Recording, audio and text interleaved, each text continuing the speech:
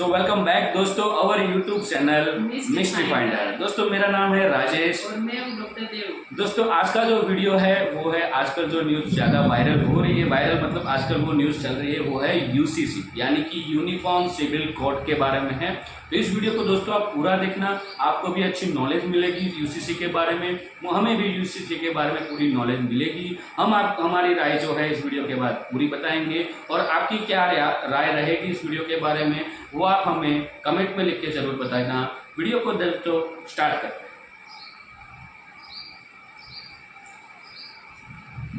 दोस्तों 2019 में कश्मीर में धारा 370 हटी, 2024 में राम मंदिर भी बन जाएगा और ऐसा लगता है कि 2024 के चुनाव से पहले देश में यूनिफॉर्म सिविल कोड भी इंप्लीमेंट हो जाएगा। एक ऐसा कानून जिसका देश को 75 साल से इंतजार था, एक ऐसा कानून जिसके आने के बाद हिंदू मुस्लिम सिख ईसाई लड़का लड़की सबको बराबर के राइट्स मिल जाएंगे। खासकर एक सेक्शन की लड़कियों और औरतों के साथ हो रही ज्यादती हमेशा हमेशा के लिए खत्म हो जाएगी। कायदे से यूनिफॉर्म सिविल कोड आने की खुशी में सबको खुश होना चाहिए था, नाच नाच कर अपने घुंघरू तोड़ लेने चाहिए थे, मगर घुंघरू तोड़ना तो दूर, इसकी सुबुगाहट होते ही एक वर्ग ने अपनी चूड़ियां तोड़ ली। वो ऐसे तड़प रहा है मानो किसी ने उसे गर्म तवे पर बिठा दिया हो, वो ऐसे बौरा रहा है मानो दूध बोलकर किसी ने फिनाइल पिला दी हो, वो ऐसे चिल्ला रहा है जैसे पालक की सब्जी बोलकर किसी ने उसे डाई वाली मेहंदी खिला दी हो।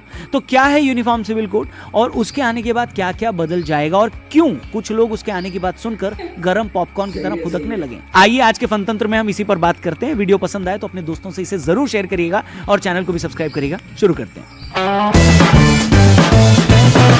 नमस्कार दोस्तों, आप देख रहे हैं फनतंत्र, मैं हूं रौनक। तो दोस्तों कॉमन सिविल कोड क्या है और इतने वक्त से उसकी डिमांड क्यों की जा रही थी, इससे पहले कि मैं इस बात पर आऊं मैं आपको थोड़ा पीछे लिए चलता हूं। दोस्तों मोटे तौर पर 3 तरह के कानून होते हैं, एक होता है क्रिमिनल लॉ, दूसरा कमर्शियल लॉ, तीसरा सिविल लॉ। अब बात यह है कि जब अंग्रेज भारत पर राज करते थे तो मोटे तौर पर उनकी 2 ही चीजों में दिलचस्पी थी। पहली कि वो भारत को कैसे ज्यादा से ज्यादा लूटें, इसलिए उन्होंने उस हिसाब से कमर्शियल लॉ बनाए और उसे सबके लिए एक जैसे रखा। उन्होंने क्रिमिनल लॉ भी सबके लिए एक जैसे रखा, मगर उनका इस बात में कोई इंटरेस्ट नहीं था कि मॉडर्न टाइम के हिसाब से सिविल लॉ कैसा हो, औरतों की स्थिति कैसी हो, उन्हें कैसे हक मिले, उसमें कोई यूनिफॉर्मिटी है या नहीं, उन्होंने इस पर कोई ध्यान नहीं दिया।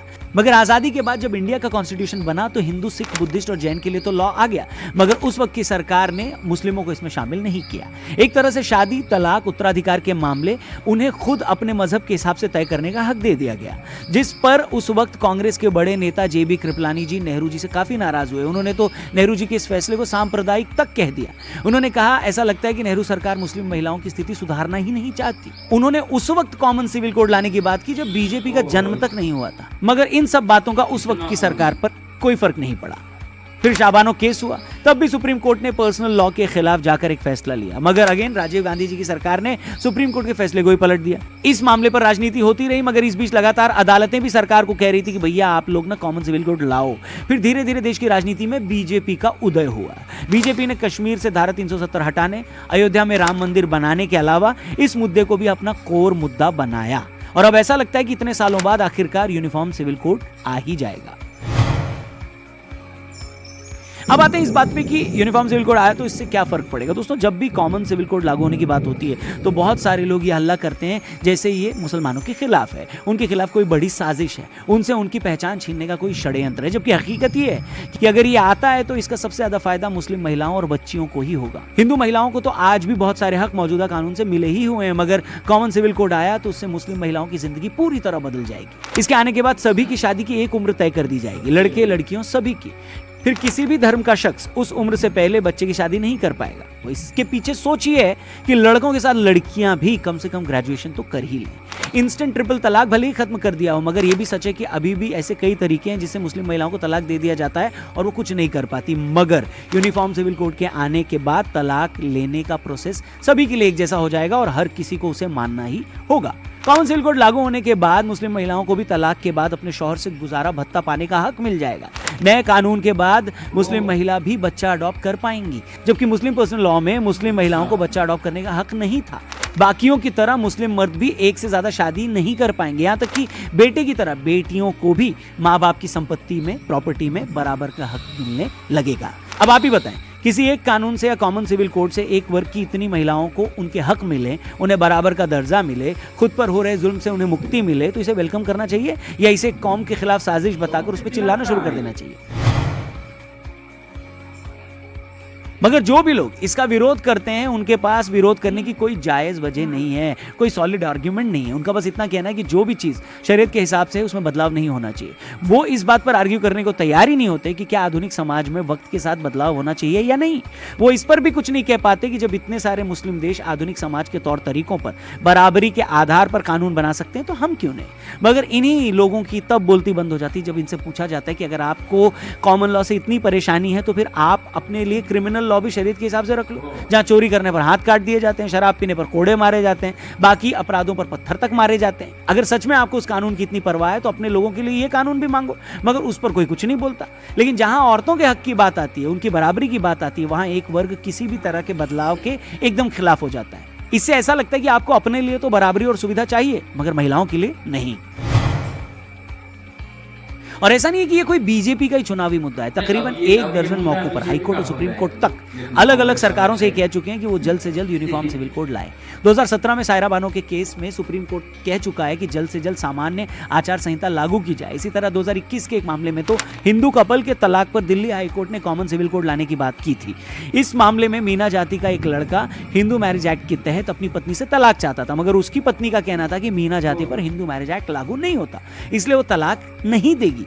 इस मामले में अदालत ने भी माना कि पति पत्नी दोनों अपनी जगह ठीक हैं, मगर साथ ही अदालत ने यह भी कहा कि आज का हिंदुस्तान धर्म और जाति के बंधन से ऊपर उठ चुका है। आज के युवाओं को शादी और तलाक में किसी तरह की दिक्कत न आए, इसलिए कॉमन सिविल कोड लाया जाए। मगर कुछ लोग अदालत की ऐसी सीरियस टिप्पणियों को भी नहीं मानते। न उनके लिए अदालत की कोई ऐसी बात मायने रखती है, न पिछड़े कानूनों की वजह से बच्चियों और महिलाओं को हो रही दिक्कतें उनके लिए इंपॉर्टेंट है। वो सब ऐसे किसी भी कानून का ये कहकर विरोध करने लगते हैं कि भैया बीजेपी का इसके पीछे सांप्रदायिक एजेंडा है। बताइए। हैरानी यह है कि जो लोग समान कानून को सांप्रदायिक बताते हैं ये वही लोग हैं जो हर बात पर सरकार को संविधान का सम्मान करने की सीख देते हैं। ये वही लोग हैं जो हर वक्त इस बात की दुहाई देते हैं कि भारत एक सेक्युलर देश है, यहां हर कोई बराबर है, कोई ऊंच नीच नहीं होनी चाहिए। मगर सरकार जब सच में यूनिफॉर्म सिविल कोड के जरिए ऐसा कानून लाने की कोशिश कर रही है जो हर तरह का भेदभाव खत्म कर देगा, तो यही लोग सबसे ज्यादा चिल्ला रहे हैं। मतलब ये लोग चाहते क्या है? कुछ लोगों को खुश करने के लिए देश आज भी 150 साल पुराने वक्त में जीता रहे। क्या आज की सरकार भी वैसा ही बर्ताव करने लगे जैसा शाहबानो के केस में पुरानी सरकार ने किया था, जब सुप्रीम कोर्ट ने मुस्लिम पर्सनल लॉ के विरुद्ध जाकर शाहबानो के पति को तलाक के बाद उसे गुजारा भत्ता देने को कहा था। मगर मुस्लिम धर्मगुरुओं ने सरकार पर इतना दबाव बनाया कि उस टाइम सरकार ने कानून लाकर सुप्रीम कोर्ट के फैसले को ही पलट दिया और कहा कि अगर कोई भी शख्स मुस्लिम रीति रिवाज से शादी करता है तो उसकी कोई मजबूरी नहीं होगी कि वो तलाक के बाद अपनी बीवी को गुजारा भत्ता दे। राजीव सरकार के उस एक फैसले ने भारत की सियासत को हमेशा के लिए बदल दिया। अब आप ही बताइए, क्या ये देश एक बार फिर से उसी तरह की तुष्टीकरण की राजनीति में घुसना चाहिए या फिर बदलाव के मुहाने पर हम हैं तो उसे एक्सेप्ट करना चाहिए?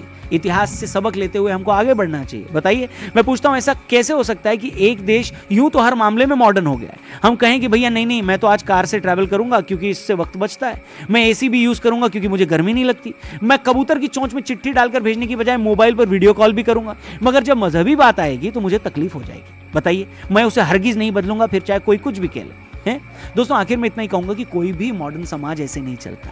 कोई भी सोसाइटी जहां अलग अलग फेथ और कल्चर के लोग रहते हैं, उन्हें इंसाफ और बराबरी की बेसिक बातों पर एक जैसा होना ही पड़ता है।